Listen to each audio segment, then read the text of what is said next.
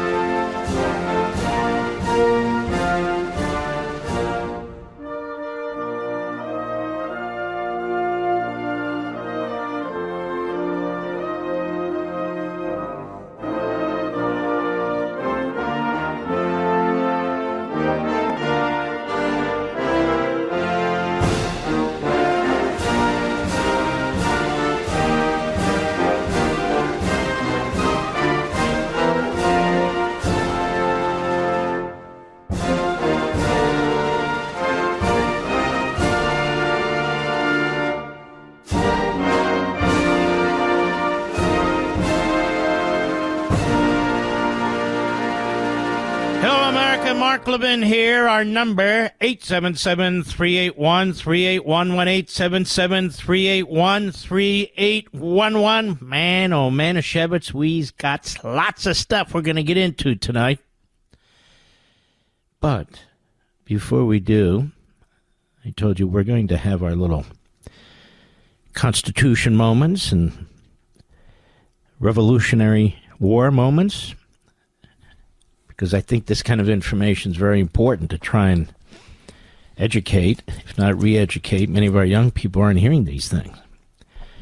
Now, last night we talked about some of the signers of the Constitution. We also let you know that 70 delegates were appointed, only 55 attended, and only 39 of the 55 actually signed the final document. That little piece of information is unknown by most for some reason. We talked about Haym Salomon in the Revolutionary War period, the main financier of the Revolutionary War, including the Battle of Yorktown, where George Washington specifically wrote James Madison and said to please contact Haym Salomon. I have a mutiny on my hands, potentially, and we got to pay the soldiers and get them some food, and we've got this big battle because the French are going to take their navy out of here in about 3 weeks if we don't make a decision. Haym Salomon. For little Ada Fuentes and Tucker Carlson. He was born in Poland as a Jew. He came to the United States and immediately in 1775 joined the Sons of Liberty in New York and joined the early revolutionaries immediately. And he was very, very well known, but not known virtually to anybody today. And we're going to get into this over the course of the next year. We're going to have a lot of fun with this. And I've gone through a number of the men now who've signed the Constitution. William Samuel Johnson, I'm not going to do it again, but we discussed him. Richard Bassett, Jacob Broom, George Reed, William Feud. Let's touch a few others. Daniel of St. Thomas Jenifer. He was from Maryland. He's a mysterious figure. Almost nothing's known about his early years. No one is certain where he was buried. He was sort of a moderate supporter of the revolutionary cause and a regular but mostly quiet attendee to the convention. Sounds like your typical politician in Maryland. Roger Sherman, who actually is quite well known by a lot of people, but just to make sure, I want to underscore who he was. He's from Connecticut. He was a self-taught man as well, and he gave up the law to become a shopkeeper in Connecticut and soon embarked on a successful political career. He served in both the House of Representatives and the U.S. Senate. He was a key man behind the Connecticut Compromise. was Roger Sherman. Here's one. Gunning Bedford Jr. Gunning Bedford Jr., Delaware.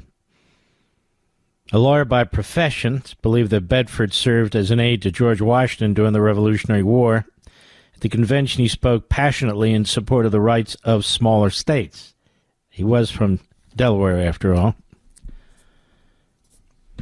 John Dickinson, who actually is quite known as the penman of the Revolution. Dickinson was a highly educated, articulate advocate of a peaceful solution to the rift with Great Britain, and wrote the famous Olive Branch Petition, a heartfelt but futile effort to get George III to rethink his policies regarding his North American colonies.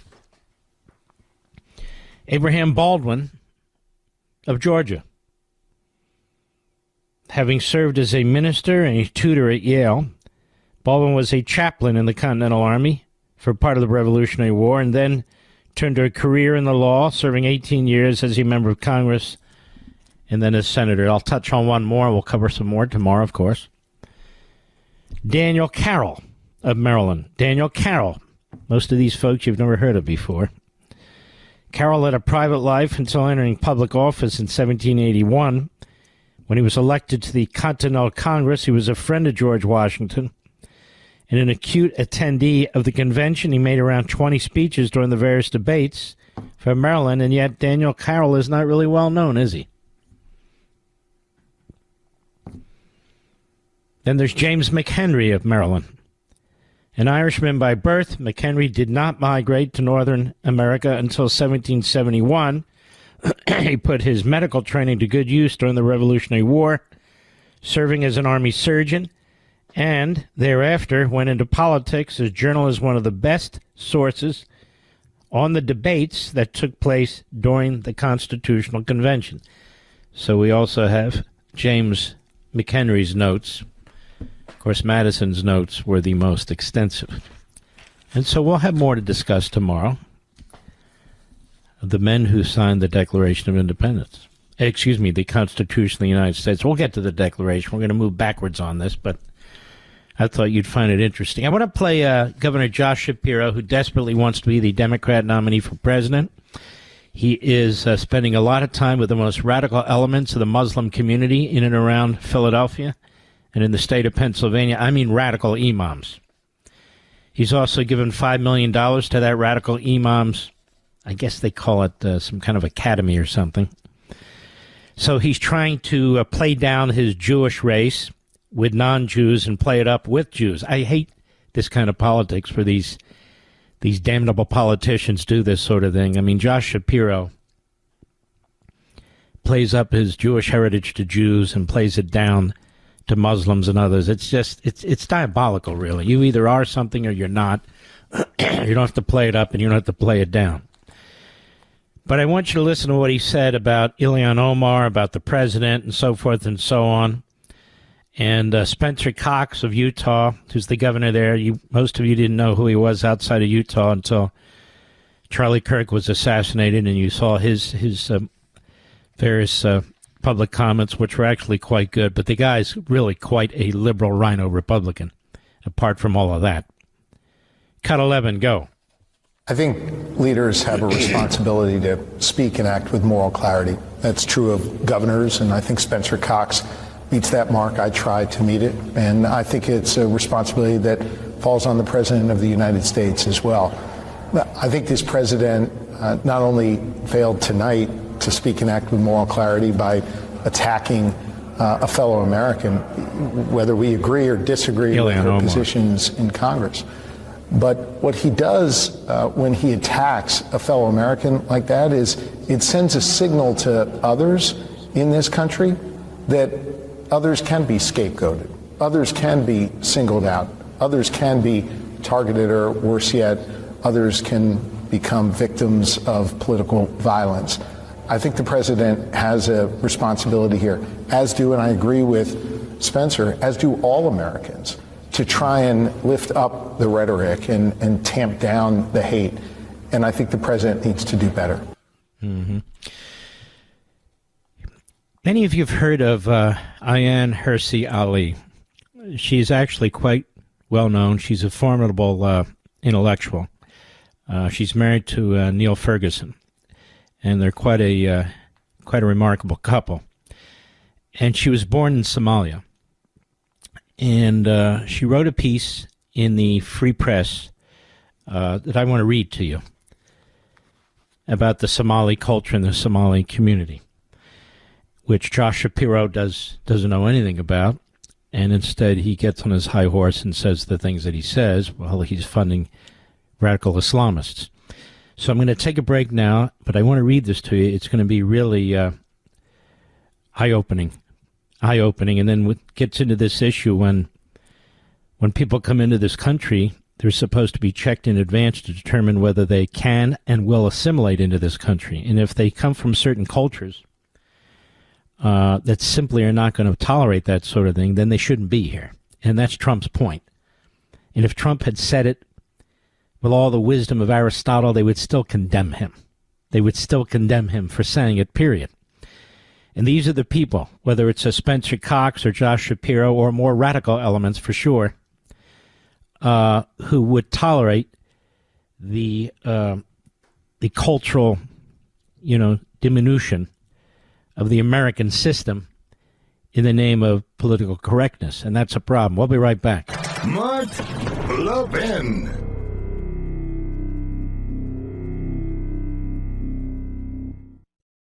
Folks, I have a question for you. Do you believe America's best days are still ahead? With the 250th anniversary of the signing of the Declaration of Independence coming up in less than a year, my friends at the Heritage Foundation are taking stock of the current situation, and they need your input. They've launched a survey on America's future to gauge how Americans feel right now about where we are as a nation and where we're headed in the next 250 years.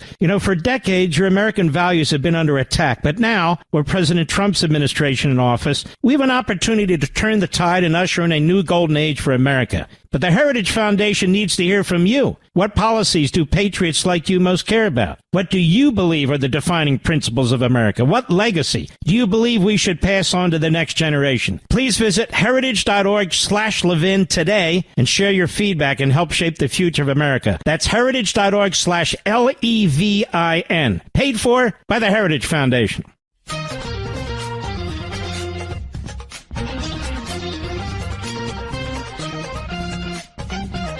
All right, now you're going to learn something, as I did reading this article from Ayaan Hirsi Ali, a great thinker, great writer, intellectual, just a great American, who came to this country from Somalia and knows the Somalian culture quite well. And here's what she wrote, and it's very much worth listening to. All right, here, okay. Minnesota takes pride in its restraint, decency, and an earnestness that sometimes verges on self-parody. Yet that identity is complicated by the presence of one of the world's largest Somali communities, which hasn't simply settled in Minnesota, but is clustered tightly and predictably with the same social logic that governs life in Mogadishu, where I was born. Anyone who knows Somali culture has long known where this would lead. Anyone familiar with Edward Banfield would have predicted it twice. Banfield, you see, the sociologist who conducted a now famous study of a small village in southern Italy, argued that some societies are held back not by a lack of resources or brains, but by a worldwide view he called amoral familism. The villagers of Caramonte were neither lazy nor unintelligent. They were trapped in a system that encouraged them to seek the short-term interest of their kin, but punished cooperation beyond the family. In his book, The Moral Basis of a Backward Society, it irritated all the right people. It arrived in 1958, just as multiculturalism was beginning its ascent, and it offended the new orthodoxy to a degree that critics all but buried it. Yet Banfield's insights are even more accurate today, especially when applied to Minnesota, which is dealing with a crisis that polite society refused to see. Yep. It is a rerun of the reaction conflict over Haitian migrants last year, when President Donald Trump claimed that immigrants in Springfield, Ohio, were eating cats and dogs. Most of the media went apoplectic. His recent description of Representative Ilhan Omar, a Somali immigrant, as garbage triggered the same reflex. Once again, Trump used exaggerated language to goad progressive elites into defending something that should be indefensible, the bleak state of the immigrant underclass. Trump understands something that both the left and the moderate right have forgotten. That would be people like Josh Shapiro and this guy Cox from Utah. Politics is not a dissertation. Rather, it's the art of emotional direction. He makes people talk about what he wants them to talk about. And beneath his theatrics lies a truth his critics cannot deny. Minnesota is experiencing cultural fragmentation, institutional strain, and a near total breakdown of public trust. A murder rate has surged in Minneapolis. Public money is missing, stolen by local fraudsters, including dozens of Somalis, who swiped COVID aid money through a sophisticated scheme. $1 billion seemed to have been pilfered with ease, and not one major Democratic politician in the state expressed contrition or even mild discomfort. The theft was treated as an unfortunate administrative mishap rather than a civic scandal. Twin Cities religious leaders assembled Thursday for a long denunciation of Trump, and the tone was predictable, solemn, righteous, utterly detached from the facts. Not one person mentioned the enormous fraud that rocked the state. Not one acknowledged the criminal networks operating within Minnesota's refugee origin population. The gathering felt less like a reflection and more like a campaign rally draped in vestments. Senator Amy Klobuchar, Minneapolis Mayor Jacob Frey, and the rest of the state's Democratic leadership class have perfected the art of missing the point. When Somali gangs terrorized Western neighborhoods and Somali men rape young girls, politicians avert their eyes. The hapless Frey even butchers a few Somali phrases on local TV, convinced that linguistic pandering can substitute for the courage he lacks. It would be funny if the stakes weren't so high. It's as though acknowledging the cultural dimension of Minnesota's crisis would break some unspoken covenant. But ignoring culture has consequences, and Minnesota is living with them. To be clear, Somalis in Minnesota are not unique in their patterns of clustering.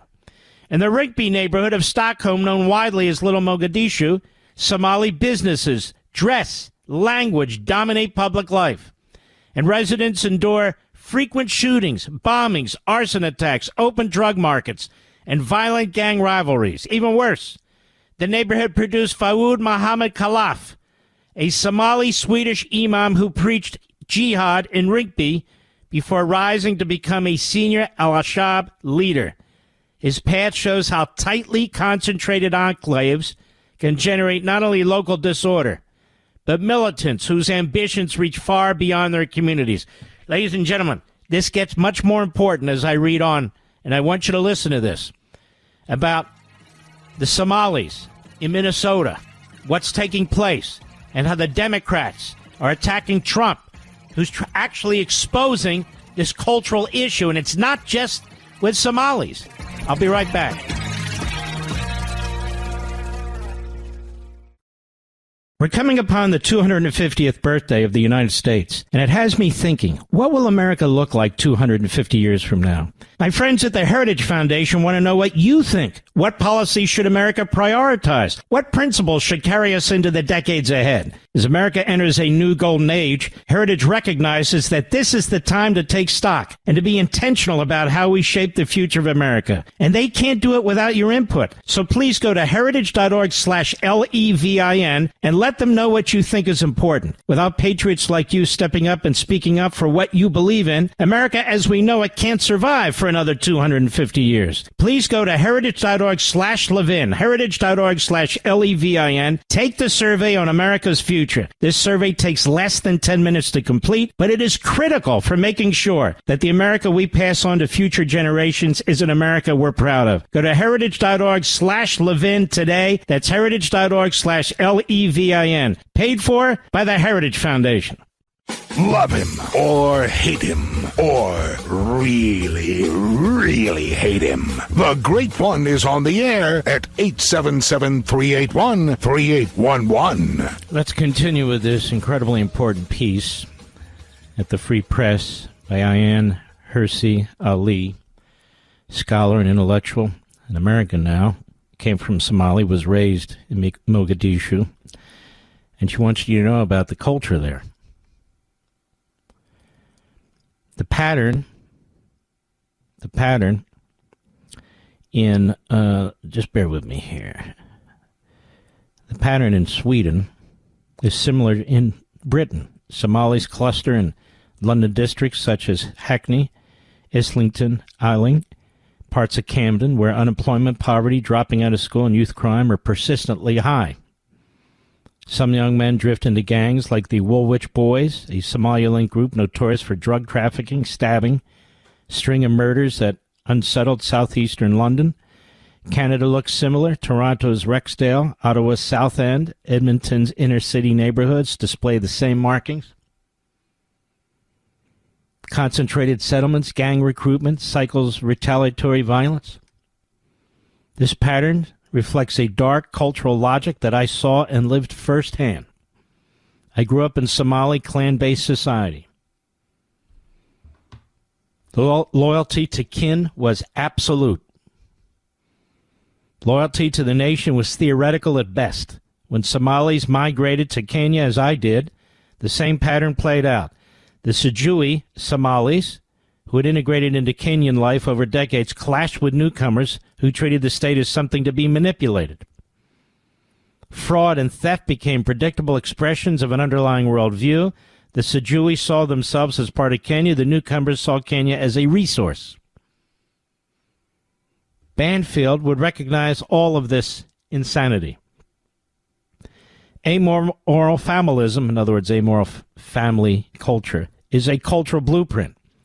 Assumes that resources are scarce, the world is dangerous, and survival depends on extracting maximum benefit for one's own family. Nation building makes no sense from that perspective. If a road is built, the question is not how will this help the community, but which family will control access to it. If foreign aid arrives, the question is not how to distribute it fairly, but which family will claim control over it.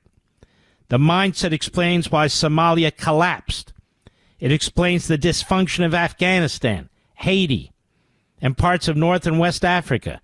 It explains why Minnesota now faces problems it can't make sense of, let alone solve.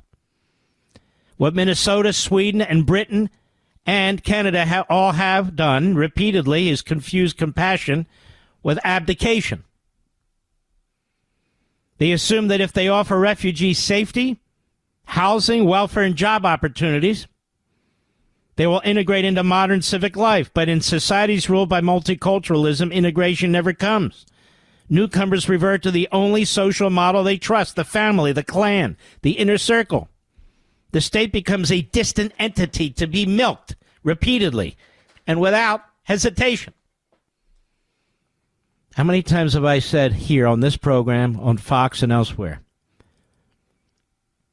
that the Islamist belief system and culture is incompatible with constitutional Americanism? Now, there are Muslims who've gone through this Reformation thinking process and so forth, like our dear friend Zuhdi Jasser and so forth. I'm not talking about him. I'm not talking about him. And there's literally Muslim countries that are modern, moderate Muslim countries. Indonesia is an example. I'm not talking about that. You know damn well what I'm talking about. Iran, Qatar, Saudi Arabia, and more. Hamas, Islamic Jihad, the Mothership, Muslim Brotherhood. She goes on. Clustering preserves trauma, carries forward old rules, and recreates the dynamics that spurred people to leave in the first place. But it also fuels the logic of retribution, the lure of violence, and the conditions in which extremist ideas take root. The good people of Minnesota should be alarmed. Trump, for all his bluntness, grasps the central problem. The left does not. The moderate right refuses to, like Cox, the governor of Utah. Yep. It's very, very important.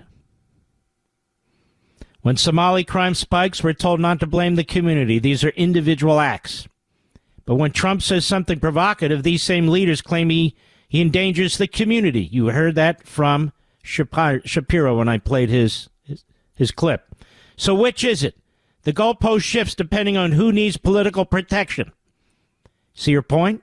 When crimes are committed, it's the individual. Even though the community, the crimes are increasing. Don't blame the community, but they defend the community. Governor Tim Walz, who rushed to denounce Trump, insists that the Somali culture bears no responsibility for the violence tearing through the state.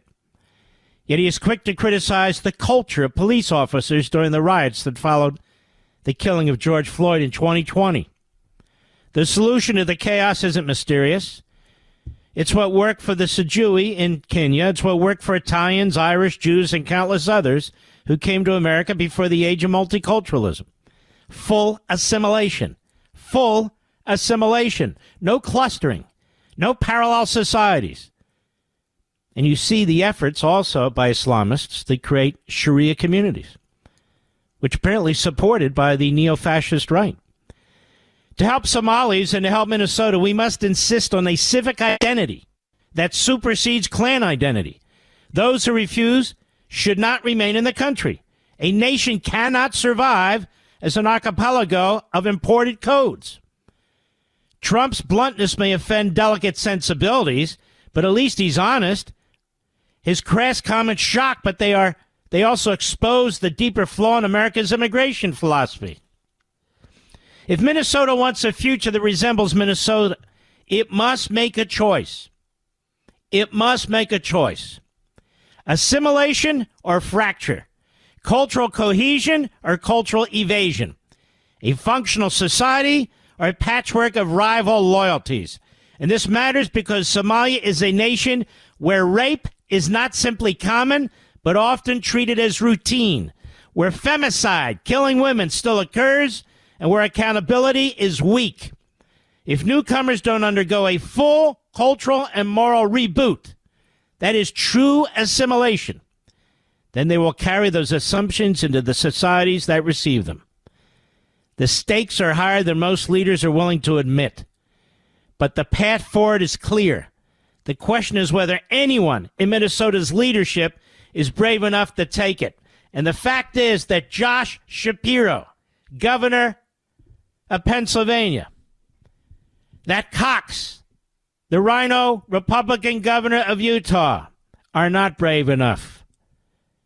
Simply not.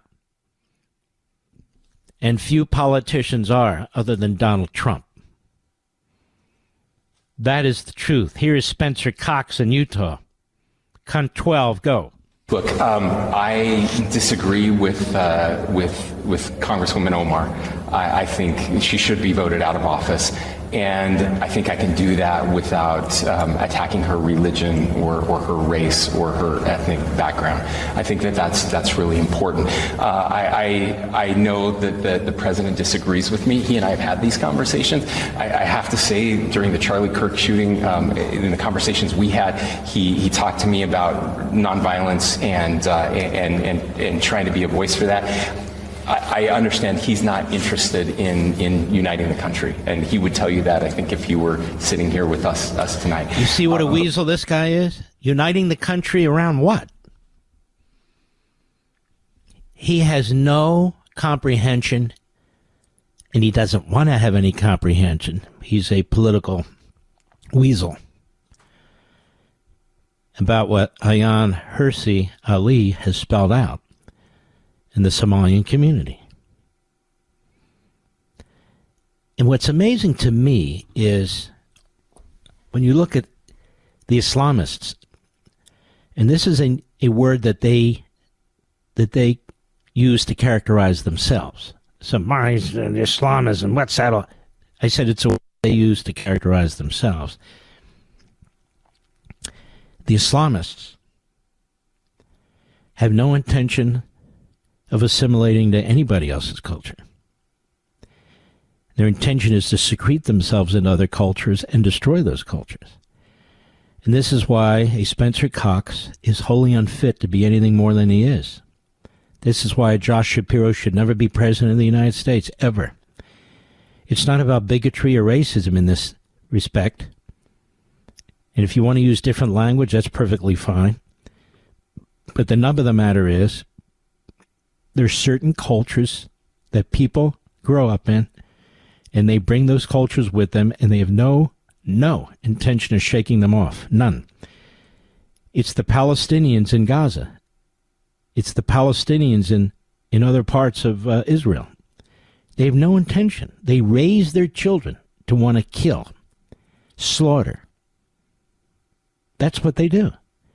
We have imams in this country right now, whether they be in Texas, whether they be in California, whether they be in Michigan, whether they be in New Jersey, or wherever they are, who are preaching the overthrow of the United States, who are preaching killing. I've posted a lot of this. You can go to memri.org, MEMRI.org. And this is just the tip of the iceberg.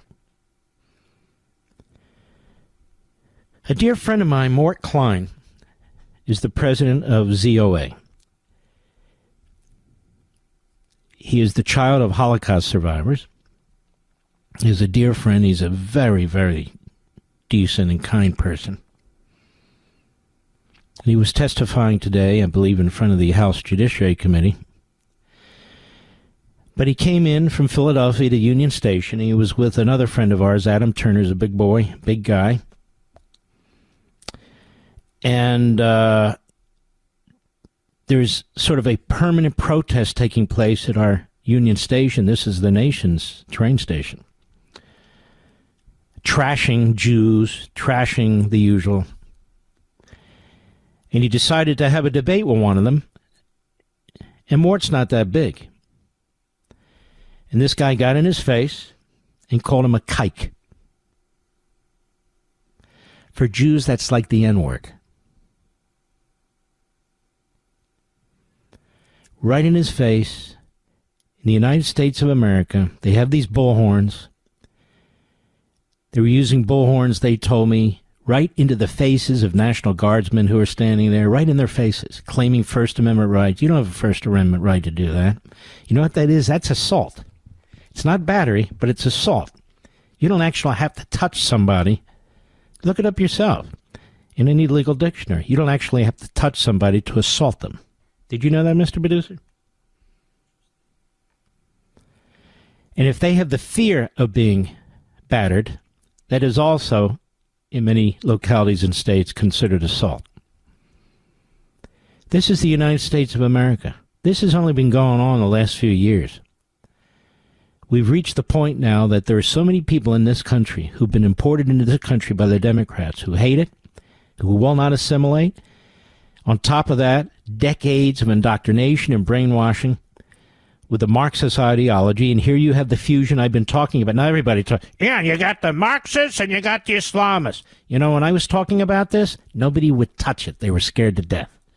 Just like when I took on Mr. Jew hater Tucker Carlson. Nobody wanted to touch. What are we going to do about him? Don't do anything about him. Confront him. Now everybody's a tough guy. The more the merrier. That's my view. The more people of goodwill out there, the better. But the problem with the Somalian community in Minneapolis is a cultural problem. And it's not going to go away. And it's not going to be fixed. Especially when you have people like Walz, Shapiro, Cox, Klobuchar, Fry, the whole political establishment, both parties, who want you to believe that this is a problem with individuals. except when they don't want you to believe it's a problem with individuals, that it's a problem with a community. This is a problem with a community where each individual reinforces the cultural attitudes and beliefs that they learned and were raised on in Somalia. And they're here, and they're not going to reject them. Or from parts of the Middle East, and they're not going to reject them. They're going to use them. There's simply no allegiance whatsoever to America, to America's culture. None. Zero. I'll be right back. Mark Levin.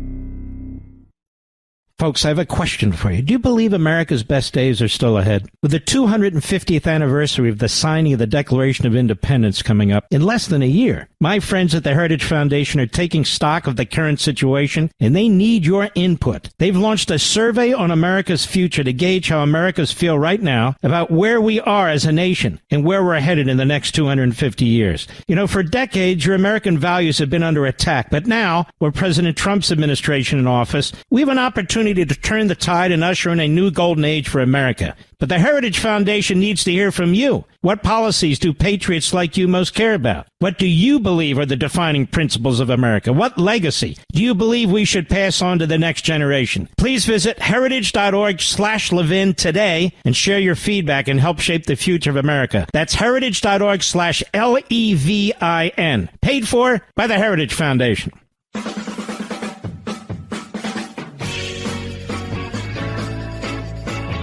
Here of a piece in Breitbart. Minnesota, nearly every Somali household with children is on welfare. Again, not because they're lazy, but because they want to take advantage of the system for their personal needs and their family needs. The hell with the taxpayer, the hell with the government, the hell with the whole country. That's her point. More than 8 in 10 households headed by Somali refugees in the state of Minnesota are on one or more forms of American taxpayer-funded welfare. New data published by the Center for Immigration Studies reveals that's a great group, CIS. Now remember, you're not supposed to be in this country unless you are self-sufficient, unless you can demonstrate that you can provide for yourself. The data, based on 10 years of data from the Census Bureau's American Community Survey, shows drastic disparities between native-born American households and Somali-born households in Minnesota, where nearly 80,000 residents have Somali ancestry compared to 0 who had Somali ancestry in 1990. 0. In particular, the data shows 81% of Minnesota households headed by Somali refugees are on one or more forms of welfare, including 27% who are on a cash welfare, 54% food stamps, 73% Medicaid.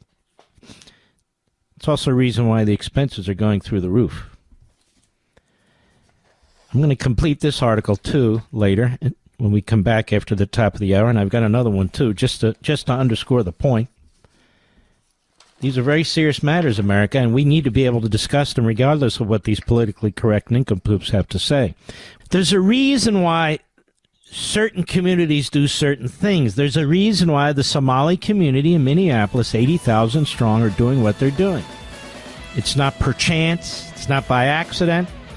It's not because of racism or bigotry. It's because of their culture. More when I return. This segment of the podcast is exclusively sponsored by Pure Talk. Pure Talk offers great coverage and can save your family money on your wireless bill every single month. Go to puretalk.com to find the plan that's right for you. Thank you again for listening, and thank you so much for this sponsorship, Pure Talk. He's here. He's here. Now, broadcasting from the underground command post, deep in the bowels of a hidden bunker, somewhere under the brick and steel of a nondescript building, we've once again made contact with our leader, Mark Levin. Hello, America. Mark Levin here. Our number, 877-381-38. Anyway, let's get back to this issue.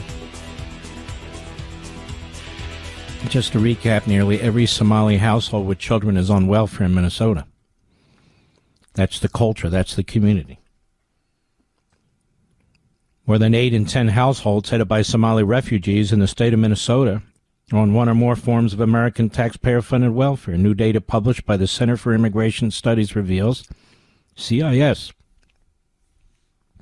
It's based on 10 years of data from the Census Bureau's American Community Survey. Shows drastic disparities between native-born American households and Somali-born households in Minnesota, where nearly 80,000 residents have Somali ancestry compared to 0 who had Somali ancestry in 1990. Got that? In particular, the data shows that 81% of Minnesota households headed by Somali refugees on one or more forms of welfare, including 27% who are on a cash welfare, 54% who are on food stamps, 73% are on Medicaid. You wonder why your expenses are going up. Compare this massive welfare use to native-born Americans residing in Minnesota, only 21% of whom are on one or more forms of welfare, including just 6% who are on cash welfare, 7% who are on food stamps, and 18% who are on Medicaid. So we're not supposed to be importing people into the country who are using up our welfare system. No, period. For example, 89% of Somali-headed households with children in Minnesota are on one or more forms of welfare. That's 90%. 86% are on Medicaid. About 62% of Somali households with children in the state are on food stamps. 23% take cash welfare.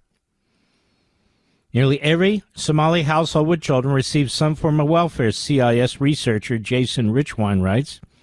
Again, the gap between Somali households with children on welfare and native-born American households with children on welfare in Minnesota is very wide. 3 in 10 native Minnesota households with children take one or more forms of welfare. 6% on cash welfare, 10% on food stamps, 28% on Medicaid. Disparities between native-born Americans and Somali refugees in Minnesota go deeper than welfare use, the data shows. Somali refugees who are in or near poverty in Minnesota surpasses 66%, while fewer than 2 in 1 native-born Minnesotans live in near poverty.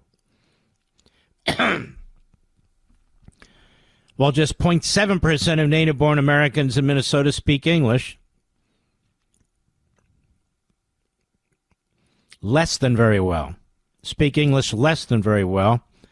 almost 60% of Somali refugees say they do not speak English very well, including nearly half who have lived in Minnesota for more than 10 years.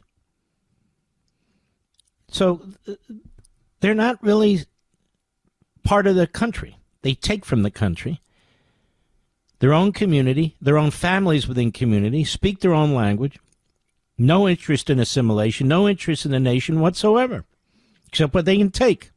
That's what's here. That's what the free press article is all about. I'll probably come under attack just for reporting this.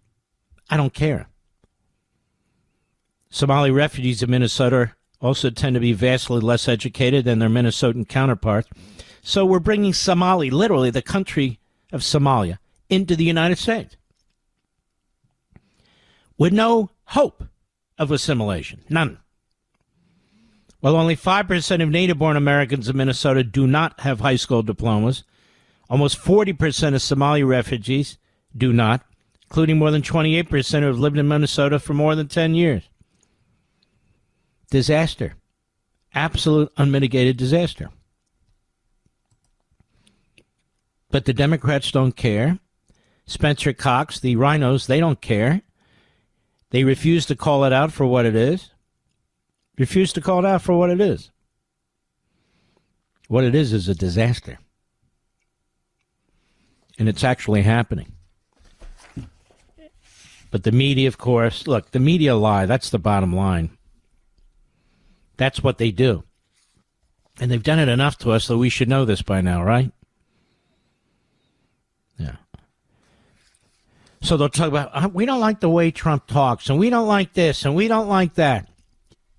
If he spoke proper English, or if he spoke with a British accent and used $100 words, and his etiquette was beyond reproach, they'd still trash him.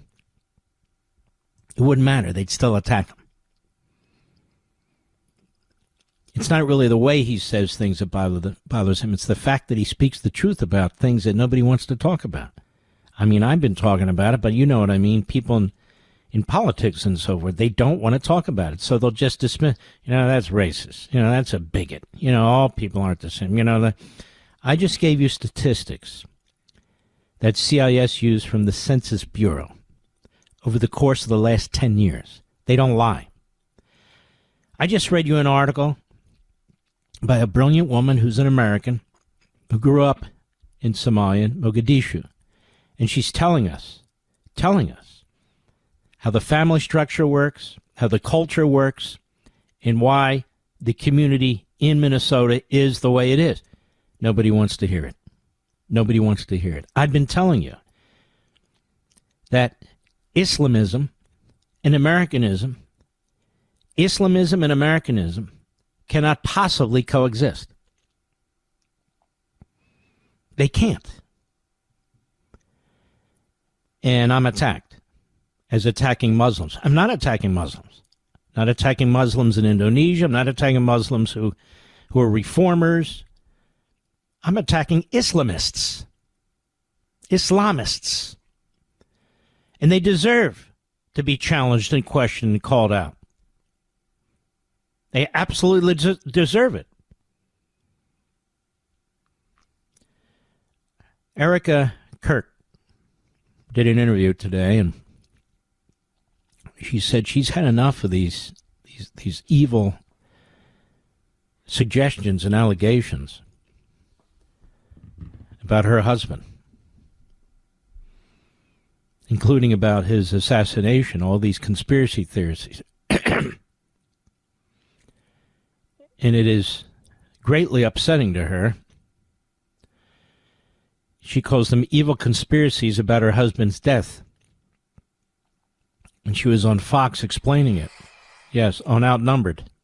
It's a great show, by the way.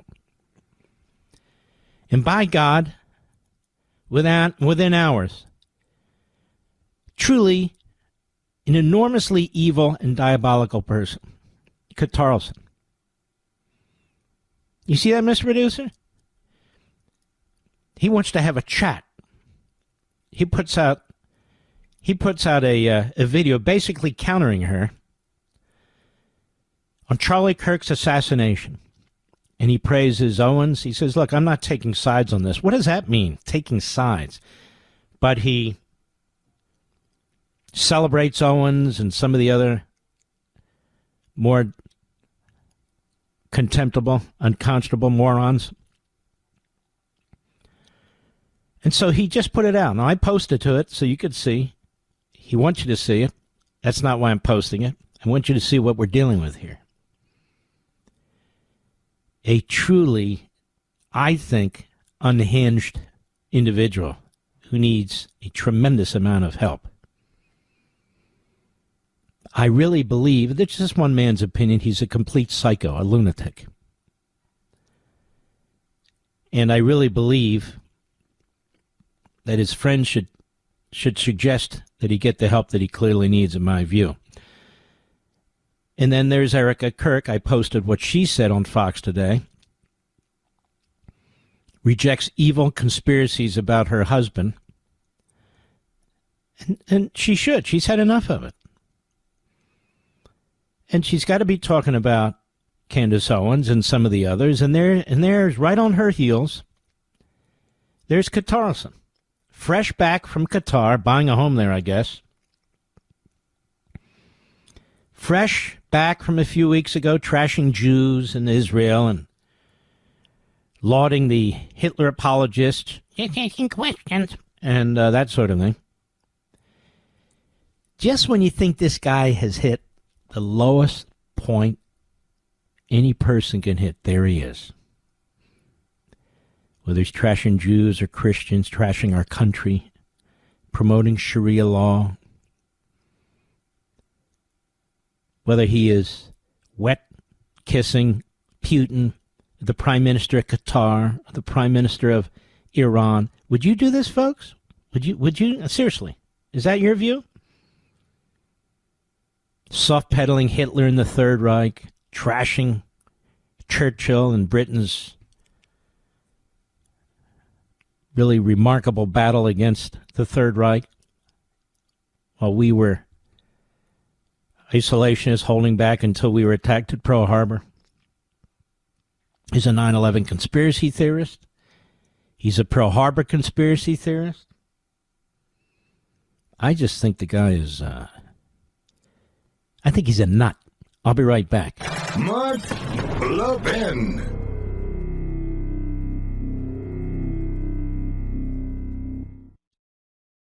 And all the time I've been endorsing Pure Talk, my wireless company, I can honestly say I've never seen an offer like this from them. Listen to this. Unlimited talk, unlimited text, and unlimited data with a 30-gig hotspot. Just $29.95 a month for life. Friends, this is Pure Talk's top-tier plan, normally $65 a month, now through December 14th. Just $29.95 a month. You're saving over 50% a month every month for the rest of your life. Yes, that's on their crazy fast 5G network, but this offer is extremely short-lived. Go to puretalk.com/Levin. That's Levin for Pure Talk's best unlimited plan. Just $29.95 a month for life. Make the switch in as little as 10 minutes. Keep your phone, keep your number, and start saving with unlimited for life for just $29.95 a month. Again, that's puretalk.com/Levin, puretalk.com/Levin to switch to my wireless company, Pure Talk. Taxes and fees not included. Some restrictions apply. You can see puretalk.com for details. Offer ends December 14, 2025. Folks, don't miss this. Welcome back, America. It's been a while since we've had our friend, the chairman of the House Judiciary Committee, Jim Jordan, on the program. Jim, how are you, buddy? I'm doing fine. God bless you. God bless you.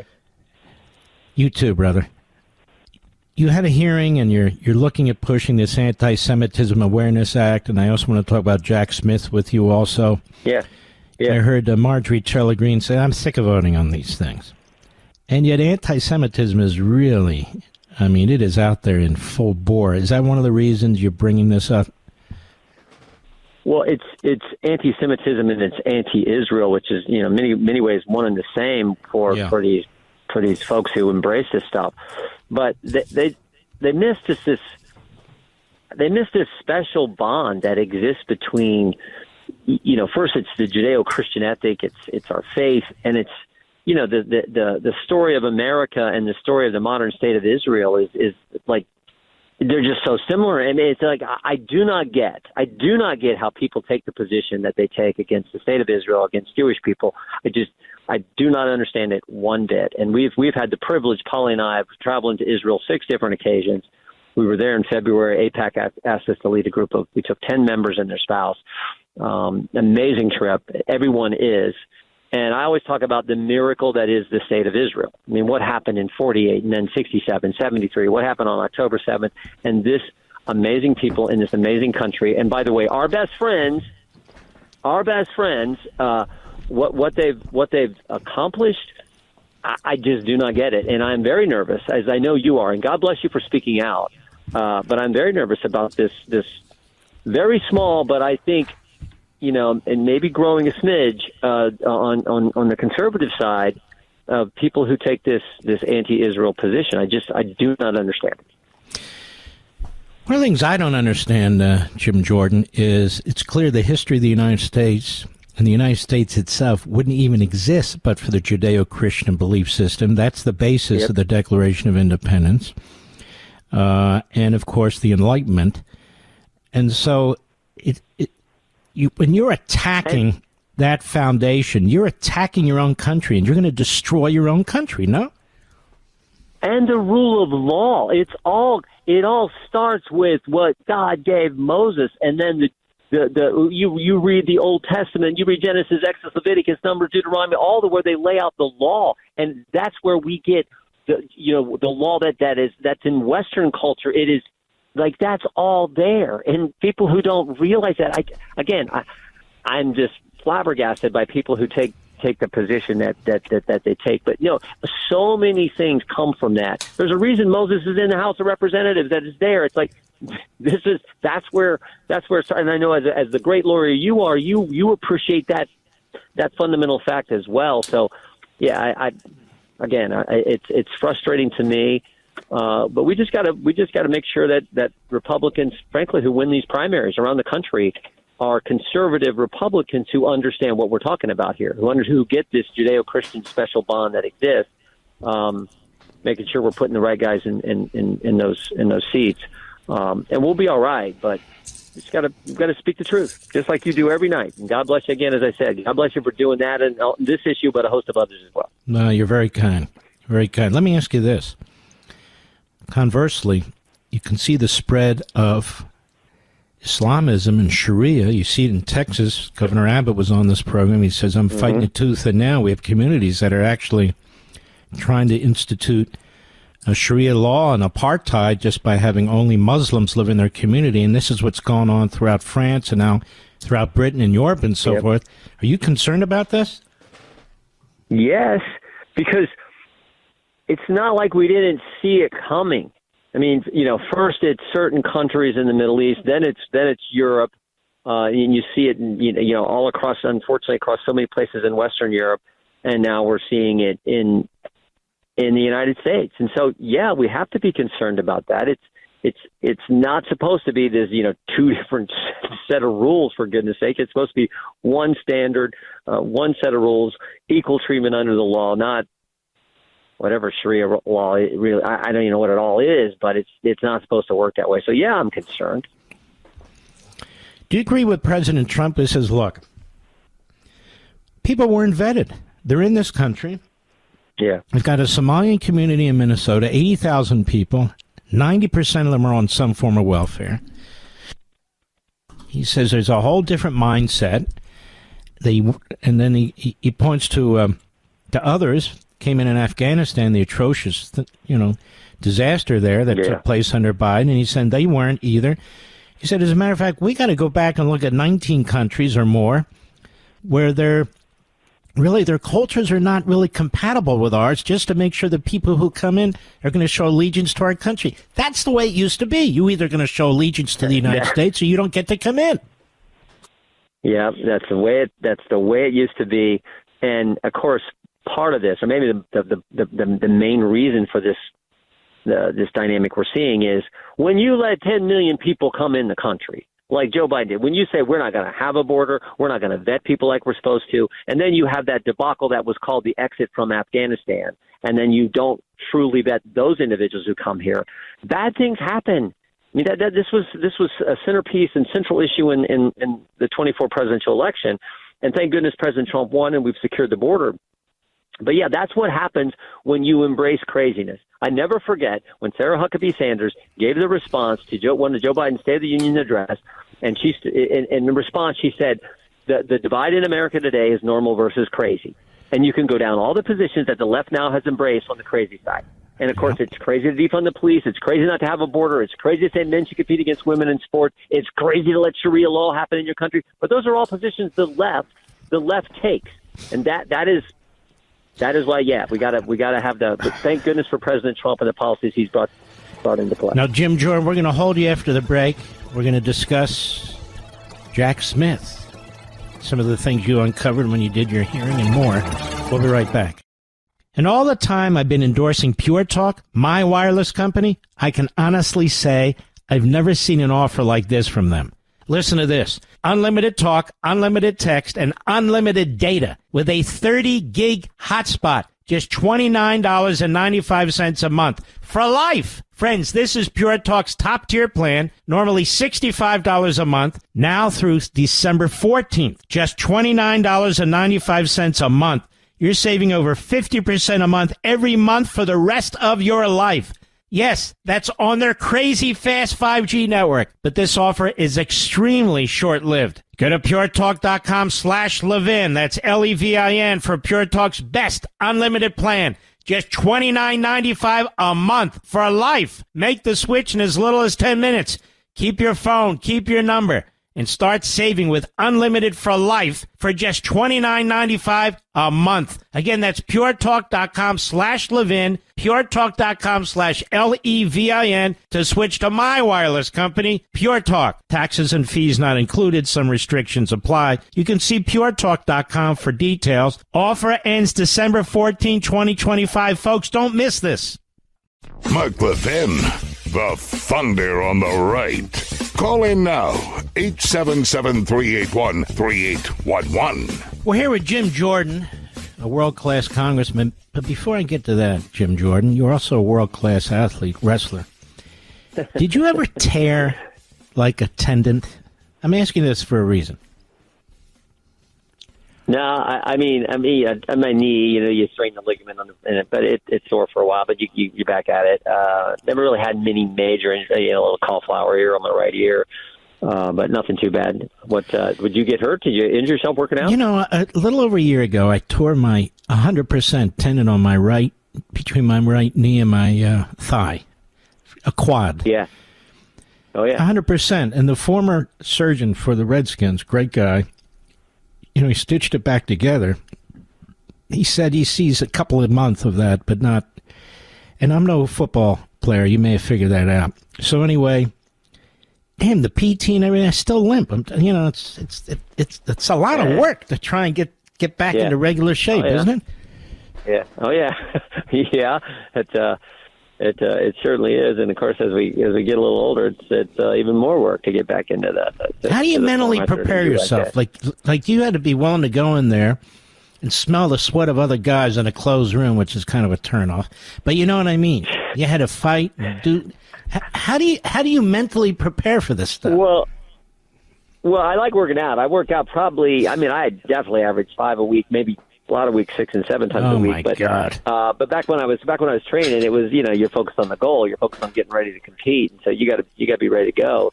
And I always my attitude was hard work doesn't guarantee success, but it sure improves your chances. So you got to train, you got to lift, wrestle, run if you're going to be able to compete in at the high, at least for me in college at the Big Ten and NCAA level. So that's how I focused on it. But I like working out. I like the sweat. I just like that. My wife does too. She's a marathon runner. Oh, I know she runs like crazy. We've talked. Her and Polly have talked about running, and because Polly was a pretty good track and field athlete back in high school, but yeah, they've talked about that too. So she runs more than I drive. It's unbelievable. And and they come back and they feel great, and I'm going, oh my God. But anyway, let's get back to this. Jack Smith.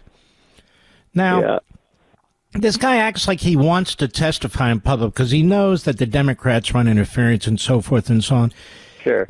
You think you'll be able to get him in closed doors under oath and really question him about his conduct against members of Congress and so forth? That is happening next Wednesday, 10 o'clock. Really? Closed door deposition under oath. That is happening. We've already deposed 3 of his deputies. We actually referred one of them to the DOJ for prosecution, criminal referral, because he was totally trying to obstruct our investigation. A gentleman named Thomas Wyndham. But we've deposed Bratt. We've deposed Cooney. And we're going to look at some other people who work for him. But Mr. Smith himself is coming in next week.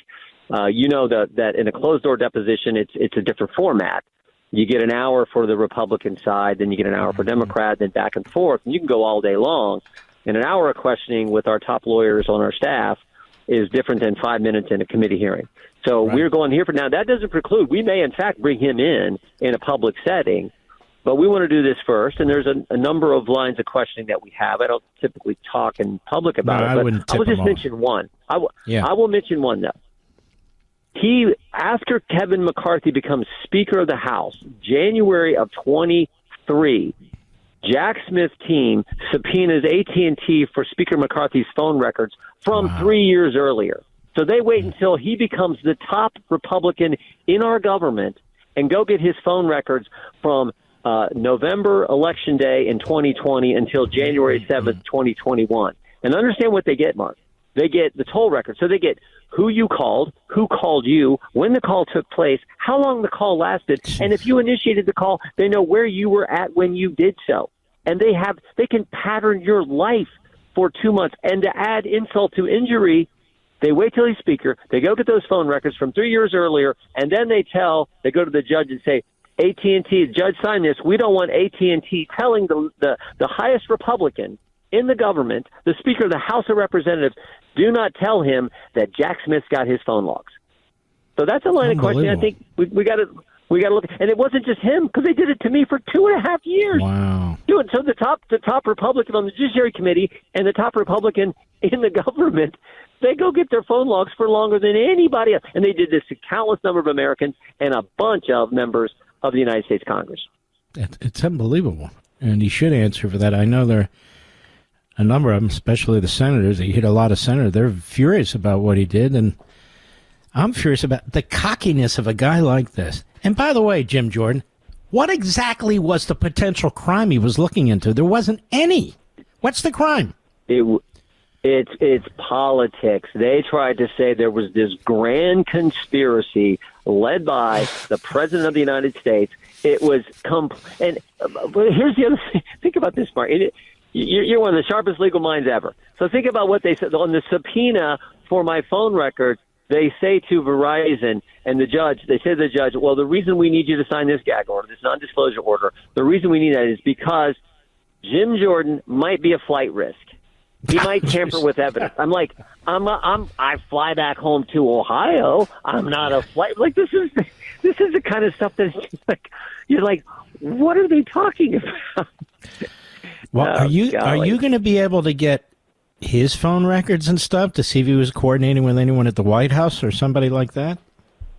Oh, there's a number of lines of questioning we have along there, but we're getting records from DOJ, FBI, the National Archives, the Inspector General, the United States Postal Service. We've requested information, in some cases subpoenaed information from banks, because he went to banks to get records on Republicans, not just members of Congress, just American citizens who are Republicans.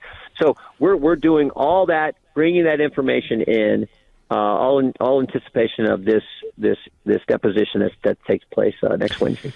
You know, I have to get Loudermilk back, because I told you they got 13 of my private emails, which were benign, absolutely benign. I'm happy to make them public, and on my decision. How the hell did they get these damn things? And I want to know who did it, because I'm going to sue them. Well, I assume they got it from, I don't know who you emailed in those 13, but they probably got it from them. No, I don't think so. Would be my guess. It may be. Oh, okay, right. No, you might be right. You might be right. Yeah. I would just like to know. Sure. I mean, and I remember the lawyer comes to me and says they have 13 of your emails. I said, okay, what the hell are they? He shows me. He said they may call you to testify. I said, on my best day, I'll kick their ass. That's perfectly fine by me, because I didn't do anything. So let's do it. Yeah. But they never called me. Yeah. So I know they got one of my text messages, but they didn't get it from my phone. They got it to when I text our friend and former White House Chief of Staff Mark Meadows, and they put it up and they altered it. We made a big deal of this, and they had to apologize. This was the January 6th committee. This wasn't Jack Smith, but the January 6th committee got one of those. Used it in a hearing, altered the text, and said they attributed it to me when it wasn't. I just forwarded a text to Mark that I got from a lawyer here in town who worked at a big law firm, worked at Patton Boggs. So, I mean, that's how political January 6th operation was, and in my judgment, how political Jack Smith's operation was. Mm-hmm. All right, my friend. Thank you for everything you do. You're fantastic. We really appreciate you. Well, thanks for all your good work. Have a great Christmas. You too. God bless. Bye-bye. Is he the best, or is he the best? He's a good man. What do you want me to do, Rich? Oh, yes. I do have a big announcement next month, in early January, when we come back from the vacation, either right after or soon thereafter. We're going to expand the Levin empire. Radio reaches millions and millions of people. Fox reaches millions and millions of people. But I want to do something a little differently, at least for me, in addition to that. And that's what we're going to do. And I think you'll find it, and I want you to join us, actually. I'd love you to join us. We'll be right back. Mark Levin.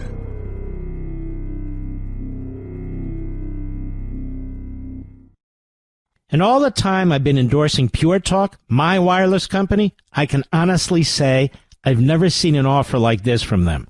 Listen to this. Unlimited talk, unlimited text, and unlimited data with a 30-gig hotspot. Just $29.95 a month for life. Friends, this is Pure Talk's top-tier plan, normally $65 a month, now through December 14th. Just $29.95 a month.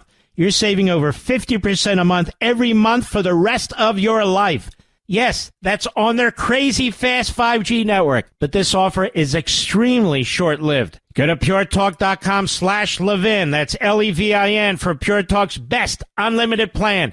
Just $29.95 a month for life. Make the switch in as little as 10 minutes.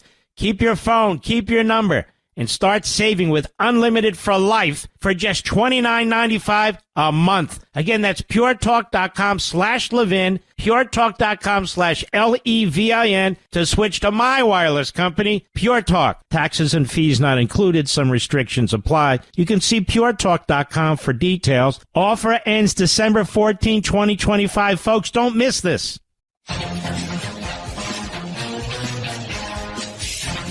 Claire McCaskill is a washed-up former senator from Missouri. And she looks washed up. May I say that? I think I did. And she's on the Morning Schmo show. She's sitting in the big chair, you know. And by the way, I mean the big chair. And she thinks Hegseth should be charged. These people are sick. Cut 9, go. And I got to tell you, I want to indict Hegseth. I want to indict Trump for this, what they're doing here. But really, the military leaders, the ones he had in the first term, would not have done this. They would. Where's Kane, the chairman of the Joint Chiefs of Staff? Why isn't he? The military deserves better than this. They're being put in a terrible position. You're a buffoon. You're a buffoon. You hate the military. You're smearing the military. You're undermining the military while you pretend to support it. And that's what you do on the left, particularly you washed up buffoons. She pretends she supports the military. The Democrats don't support the military in D.C. They don't fund the military. They don't treat them with respect any more than they do cops. Indict him for what? I went through this, I think it was last weekend, on Fox. I've gone through it here over the microphone on radio. There's no constitutional violation. None. There's no legal violation. None. Period. None. Where's Kane? Kane's carrying out his lawful constitutional orders. That's where Kane is. You feel sorry for the military? I felt sorry for the military when Biden and your ilk were in charge, forcing them to do things that were unnatural to them, and they were right. And so we had a disastrous problem in the volunteer military. We couldn't recruit people. Now we're recruiting people left and right. He did the same thing with the Border Patrol, the same thing with ICE. And she dares to say these things. Then you got Mark Kelly on CNN yesterday. This moron doesn't know when to shut the hell up. Cut 10, go. You know, I imagine, Anderson, they've studied it enough already. I can't imagine a scenario where Pete Hegseth and other members of the Department of Defense haven't looked at this video in detail. And by the way, they released all the other videos, right? Every boat strike, every opportunity, they try to get these strikes on TV for the American public to see. And as soon as there's something that's questionable, you know, possibly questionable orders and decision making, then they want to keep that. It is amazing to hear these Democrats talk about what should be released when, under the Biden regime, he didn't hold press conferences. The Democrats were covering up. In fact, the Democrats were abusing and misusing phony evidence in the January 6th Commission. And I can go on and on and on. These people are evil. Evil. Diabolical. The Power Hour is next. We'll be right back.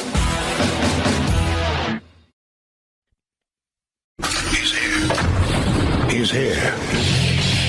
Now, broadcasting from the underground command post, deep in the bowels of a hidden bunker, somewhere under the brick and steel of a nondescript building, we've once again made contact with our leader, Mark Levin.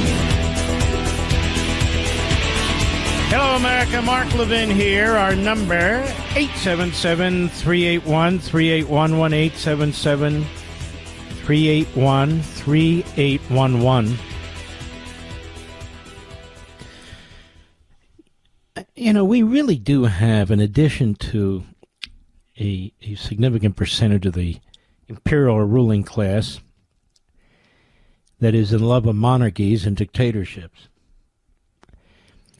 and yet when it comes to us are highly incompetent,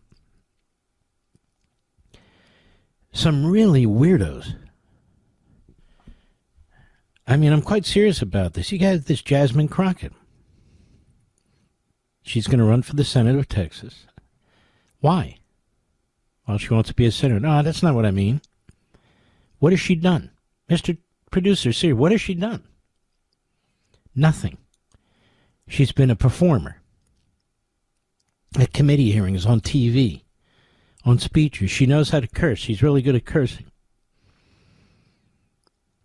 She's good at race baiting.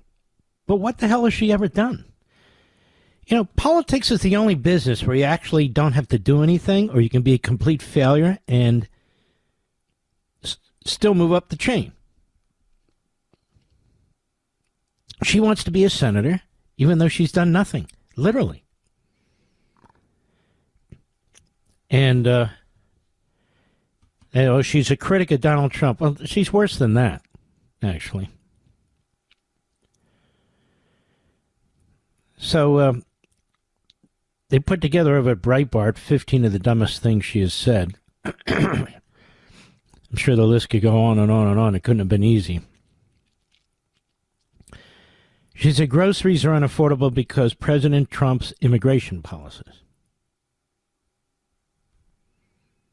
She said, one thing I can tell you is that if you sit down and you say, are you okay with your grocery prices? Are you okay with the fact that housing prices are going up? And you start to connect how important it is for us to have immigrants and that are contributing to our country in this way, that people may start to shift. I just went over the Somalians. I can go over others too. So that's just stupid. Just stupid. She claimed the vast majority of violent crime comes from white supremacists. White supremacists? She said this on CNN, when she was complaining about the Trump administration moving to eliminate diversity, equity, and inclusion policies from the federal government. She said he needs to go. I mean, this is very simple. We right now have a white supremacist that is sitting in the White House. He's backed up by other white supremacists. And if you really want to know who the criminals are in this country, you can Google it. You don't have to trust me, but the people that commit 80% of the most violent crimes in this country are white supremacists. What a nut. What a nut. Crockett made sure everyone was prepared for what she described as the state of disunion. She once said she was not even sure if there will be elections in 4 years. She's not the only one to say that. She called Trump an enemy of the United States. She said Trump has his supporters in a cult. She referred to Trump as the Grim Reaper and also said his policies are dealing death.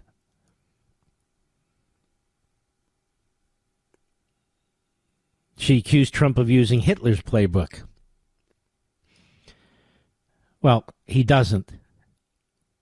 He's the greatest supporter of Israel to ever serve in the Oval Office since Israel was founded.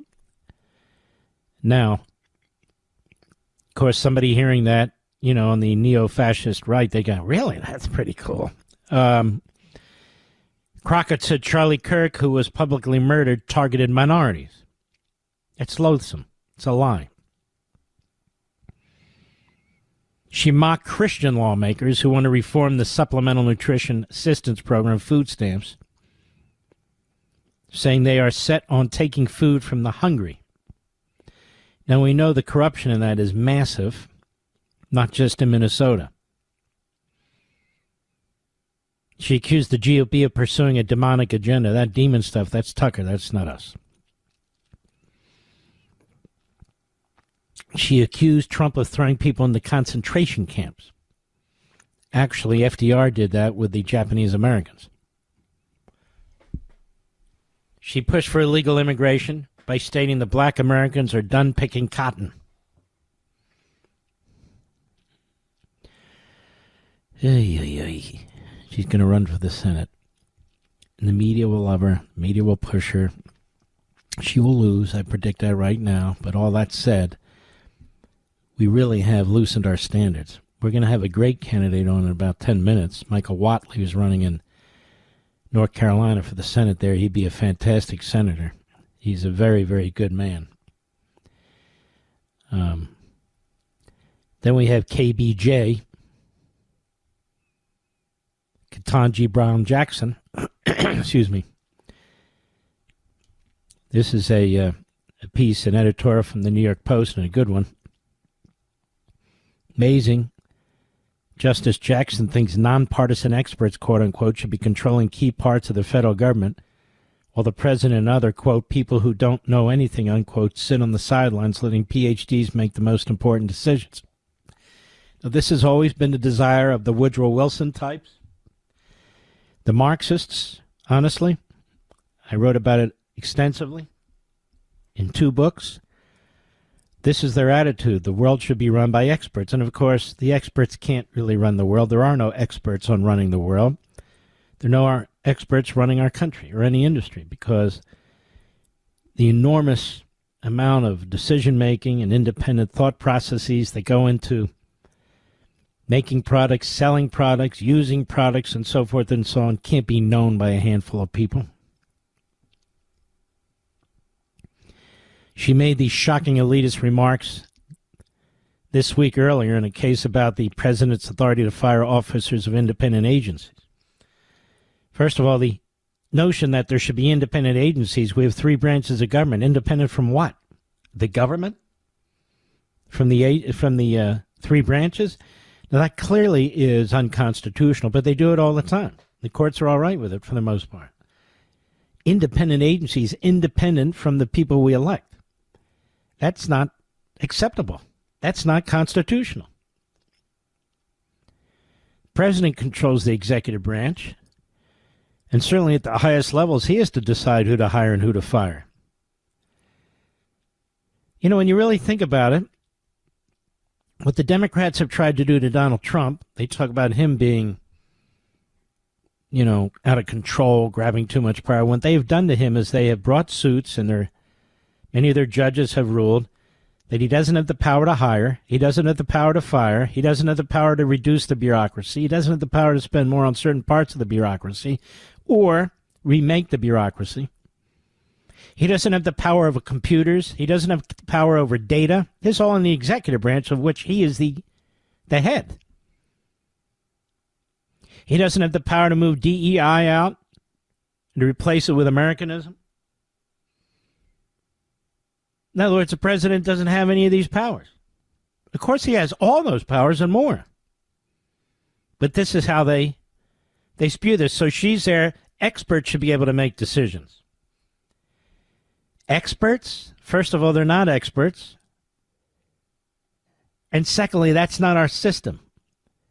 We elect people to the House every 2 years, to the Senate every 6 years. We elect presidents through an electoral college process.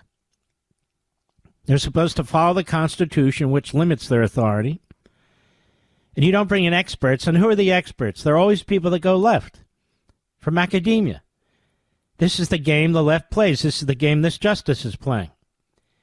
They have these phony so-called independent commissions and so forth, and then they put leftists on them, and then they make decisions that always benefit whom? The Democrats. Always. And just like judges are supposed to be independent from politics, that's why at the federal level they get lifetime appointments. They're political as hell. I'll be right back. Mark Levin.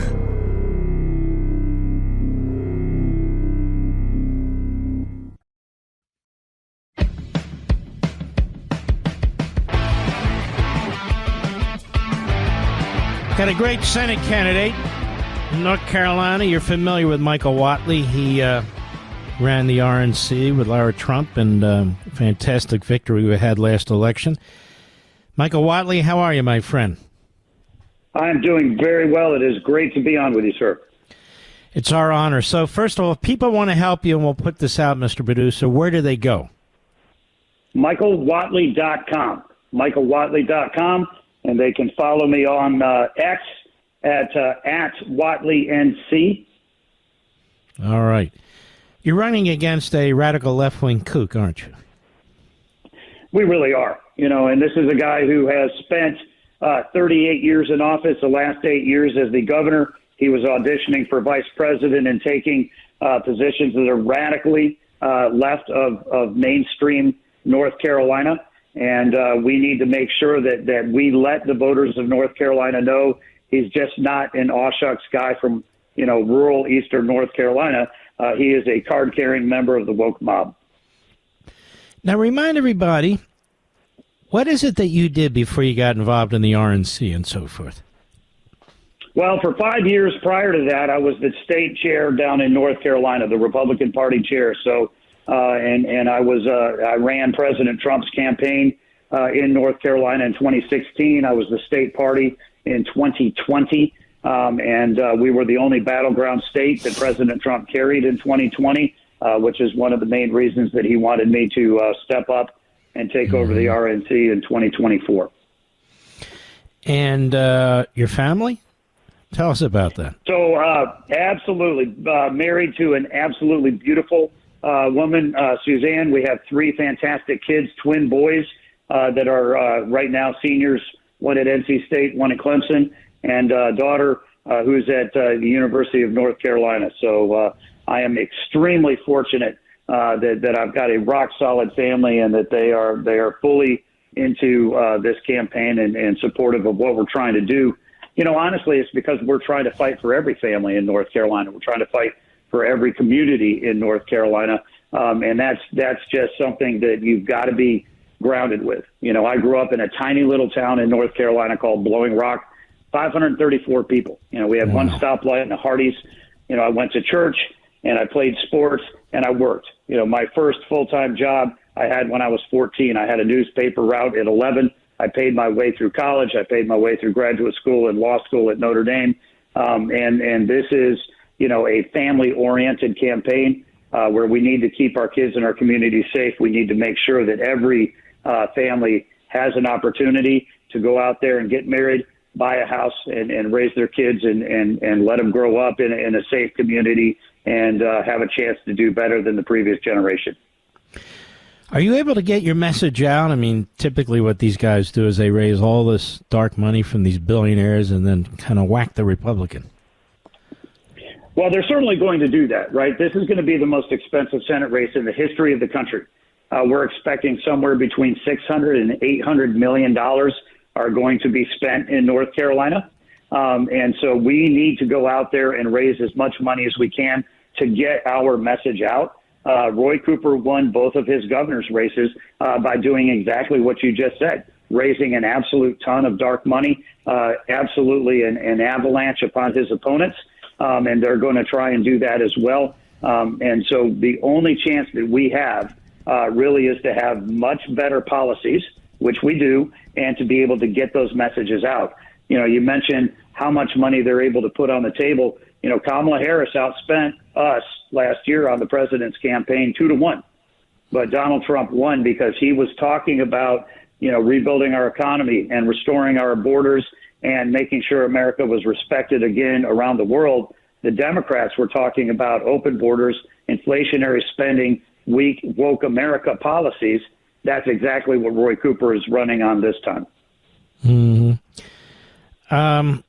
He seems to do one of two things as I follow this guy's career. He's either he takes both sides of an issue. In other words, he mealy-mouths an issue, or he's to the left. But he tries to present himself as kind of a moderate, but he's considered quite liberal. Is that pretty much what this guy does?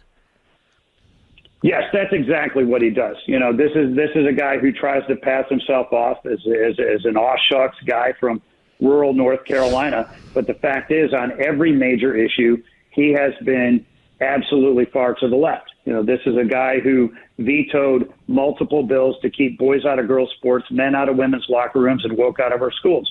He vetoed multiple bills to tell sheriffs that they have to honor ICE detainers and get violent criminal illegal aliens out of North Carolina. He signed an executive order to reimagine law enforcement in North Carolina and created cashless bail and pretrial release and created a revolving door that has allowed these violent criminals to be arrested and released over and over and over again. You know, everybody has seen this horrific murder of Irena Zarotska on the light rail system down in Charlotte. You know, the guy who had killed her had been arrested and released 14 different times. He should have never been on the streets. He should not have been on that light rail car. You know, when the Democratic Party of North Carolina passed a anti-Israel resolution accusing Israel of genocide, my opponent was silent. You know, so I mean, on every 80-20 issue that you can think of, he is on the wrong side of it, and yet he always tries to portray himself as a moderate, like you said. Yeah. All right, ladies and gentlemen, this would be a tremendously good pickup in North Carolina. I know Tillis is stepping down, and how would you portray yourself? A conservative, a constitutional conservative, MAGA, all those things? Look, I am, at the end of the day, a North Carolina conservative. You know, I think that we need economic policies that are going to create jobs, raise wages, and lower prices. We need to make sure that we have tax policies and trade policies and regulatory policies that are going to help manufacturers, small businesses, and farmers succeed in the world where we're living in right now. And we need to keep our kids and our communities safe, which means that we've got to have, law enforcement. We've got to have their backs. We've got to make sure that we're getting violent, criminal, illegal aliens out of North Carolina, and that we have a safe place in schools for our kids and a safe place in sports for our girls. You know, lastly, I do think that the president's focus on making sure America is respected again around the world is particularly important in North Carolina. We have more men and women in uniform and veterans than any other state in the country. And so when we talk about, the men and women who are going to protect our interests and allies around the world, very important for us to make sure that they have the support that they need. So, we're going to come at this race the same way that I have counseled candidates for years, which is to listen to the voters and understand the issues that they care about and put solutions on the table. He's weak on crime. Let's just lay some of this out. He's been a disaster when it comes to responding to things like hurricanes. He's radical left on most of these cultural issues, even though he tries to cover up most of it. And you're a patriot. You'd be a fantastic senator. I want to strongly endorse you. I know you can win that race. It's MichaelWhatley.com, MichaelWhatley.com. We want to have you back, Michael. God bless, brother. Yes, sir. We're glad to do it. The new American Revolution starts here. The Mark Levin Show. Call in at 877-381-3811. Welcome back, America. I want to look something up here. I saw it the other day. Let's have a silent prayer. No, we're not going to do that. You don't have dead air on, let's see. Let me just type this in because hold on. So here it is. So here's the question, Mr. Producer. What Christmas songs were written by Jews? I saw this the other day and I failed to make a copy. White Christmas was written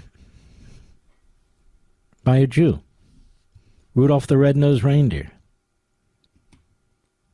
was written by a Jew. Chestnuts roasting on the open fire. Mal Torme, written by a Jew. Winter Wonderland, written by a Jew. Let It Snow, Let It Snow, Let It Snow,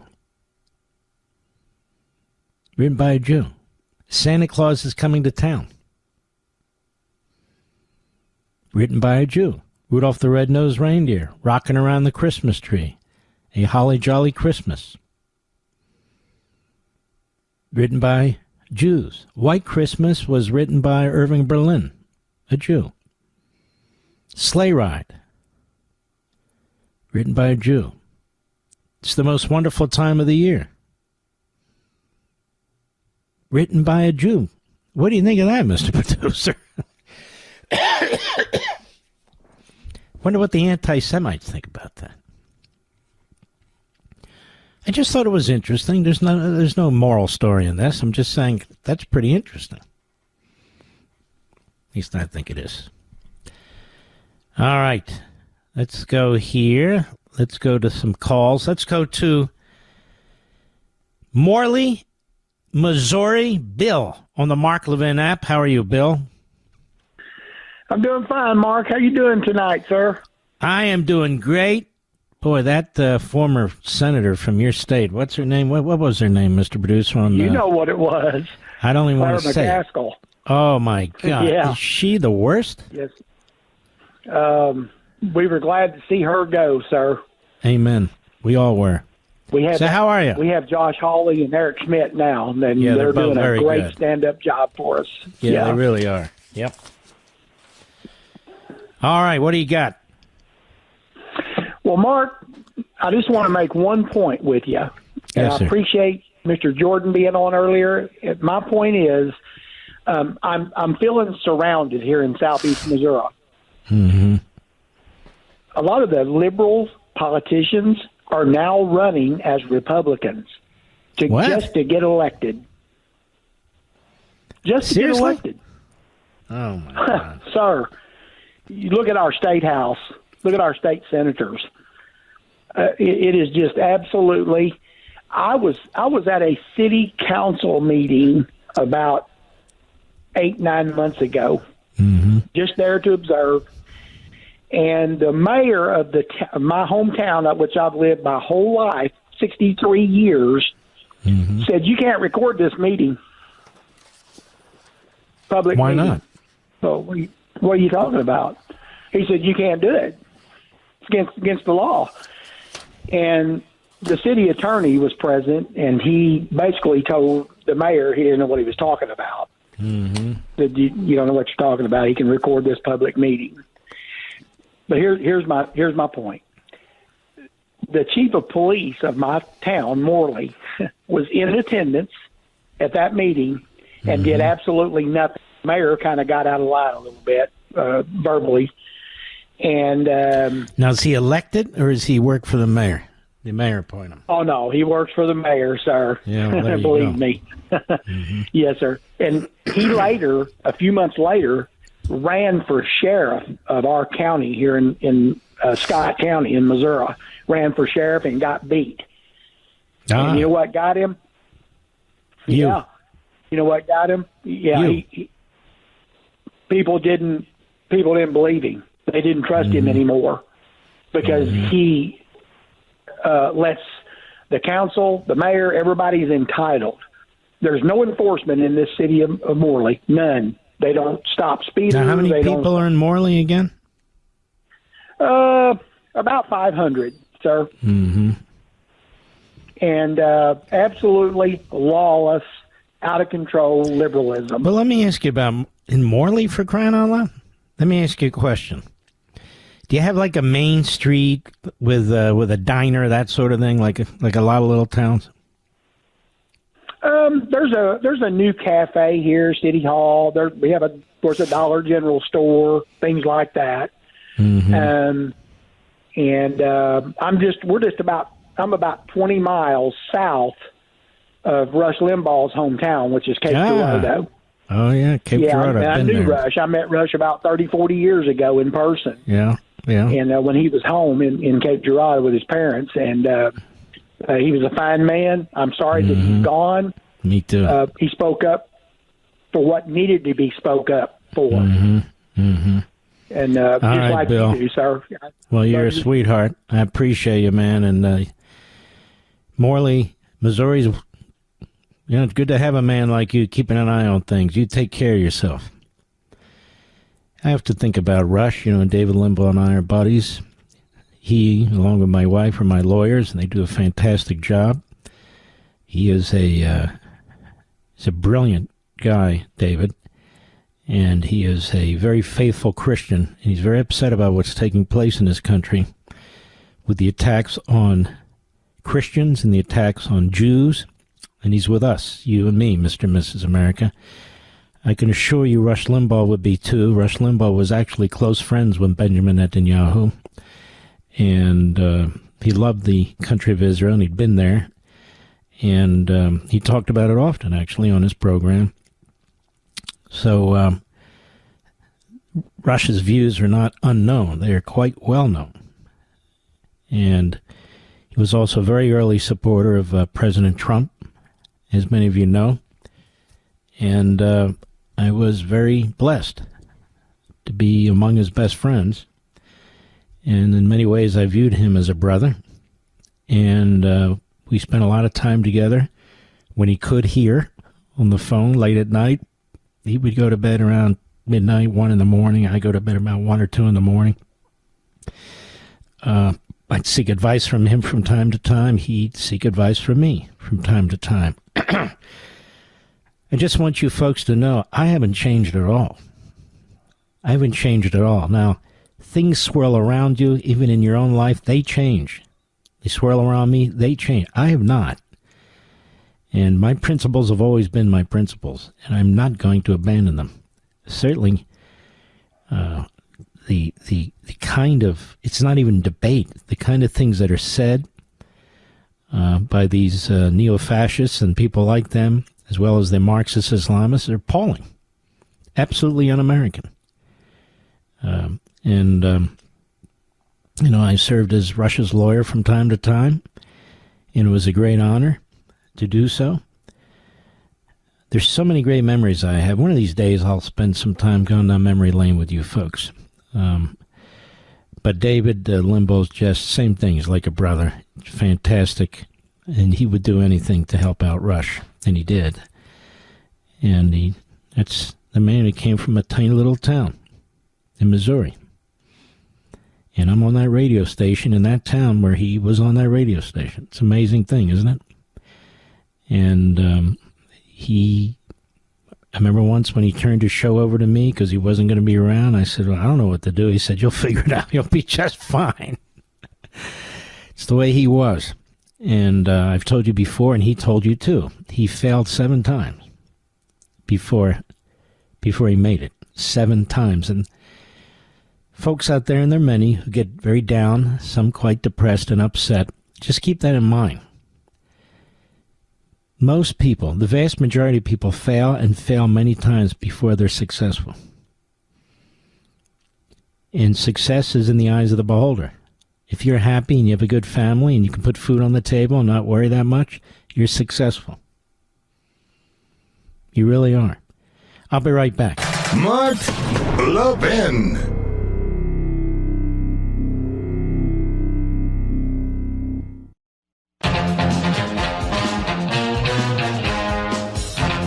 Let's go to Derek, West Monroe, Louisiana. The great KMLB. How are you, sir? I'm doing fine. The great one, Mr. Mark Levin. How you doing this evening? Thank you, buddy. I'm doing well. Who's your congressman there? Do you know that district? Yeah, well, we have Bill Cassidy and John Kennedy, but we have Blake Miguez running, which he will have my vote. I'm kind of, I don't like, I mean, I remember how Cassidy treated Trump and was kind of in bed with the pharmaceutical company. And you would think it would be his forte or cup of tea being a doctor.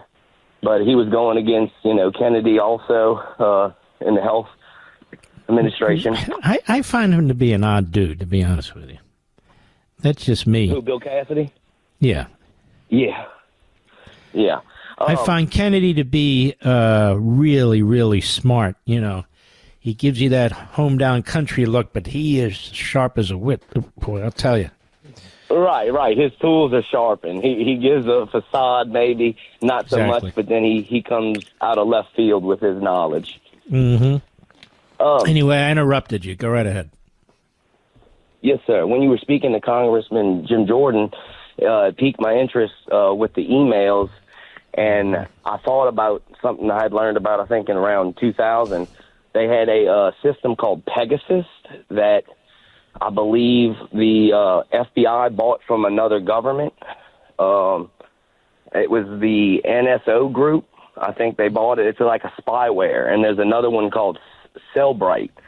And what those can do is, to my understanding, if somebody, like a FISA judge, signs an order, say they're reviewing somebody.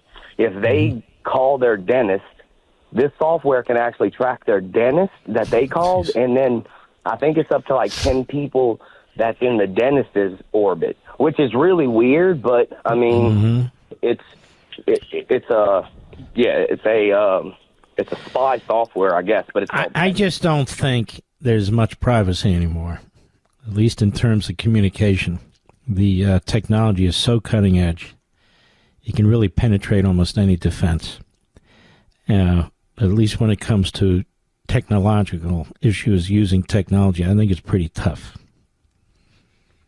Yes, sir. Doesn't mean I like it. It just is what it is, you know? Right. I mean, it's what do you want to give up? It's like a check and balance. Do you want to have safety, or do you want to have overbearing infiltration? Yeah, you're a very sharp guy. I always like to ask, what do you do? I'm in the alarm industry. So we security, home security. We're doing a whole bunch of that stuff right now because of all the threats and everything else. We got massive security we're putting in here. Could have used you, you know. Yes, sir. Well, I actually just recently heard about when you brought up the gold and, you know, so I guess securing your future. And gold has been around, you know, thousands of years through different rises and falls of empires. So, I mean, it's a good... I just talk about diversification. You know, you don't want to put everything in one thing or another, but have a little bit of that on the side. I just do it every now and then to cost average it, and I put it away, and I don't even think about it. And I always get the Canadian coins because to me, it's not only gold as an investment, but if the time ever comes, you can actually use that as currency. So I prefer that to, say, little gold bars and that sort of thing. So I get the gold coins. Listen, Derek, you're really a great guy. I really appreciate you, man. Have a great Christmas, and you take care of yourself. I like to get to know the callers every now and then, you know? We've had great calls, just a couple. But we have 2 or 3, maybe 4, whatever, but they're great. Bill and Derek, I think. And, you know, when I get people on here that want to fight and so forth and so on, I deal with it my own way. I've dealt with it for many, many decades. But on the other hand, when we get good, red-blooded, patriotic Americans, it's fun to have a conversation. It really is. I was going to play a clip from Mike Johnson. We don't have time at a press conference today. I'm a huge fan of this guy, as I was Kevin McCarthy, too. Two really top-notch guys. We salute our armed forces, police officers, firefighters, emergency personnel, our truckers, the men and women in Ukraine, the men and women in Israel, and you, the American people, red-blooded Yanks. Thank God for you. Let's do this again tomorrow. Same place, same time. Have a good night.